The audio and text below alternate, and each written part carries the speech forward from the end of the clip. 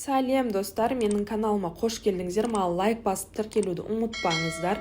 Бүгін біз сіздермен осындай сулы, шырыны мол болып шығатын өте дәмді самса жасайтын боламыз. Алдымен ұнымызға бөлме температурасында тұрған маргаринімізді салып, жақсылап қолымызбен езіп, песочка жасап аламыз. Екеуін араластырып, сіздерде морозильникте немесе холодильникте тұрған маргарин болса, теркадан өткізіп алсаңыздар болады.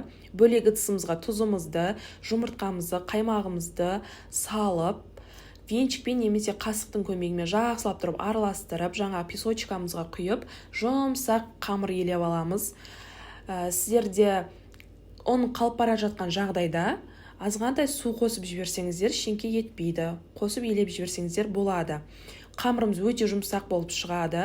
Дайын болған қамырымызды екіге бөліп, морозильникке жарты сағатқа қалдырамыз.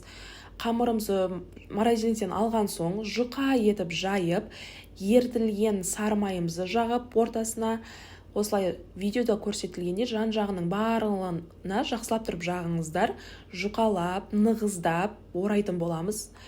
Жақсылап орап болғаннан соң морозильникке 45 минутқа 50 минутқа қоямыз.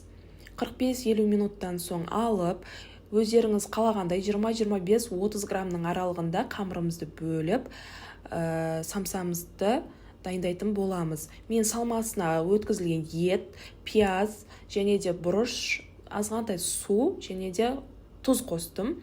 Салмасы өз қалауларыңызша ас болсын.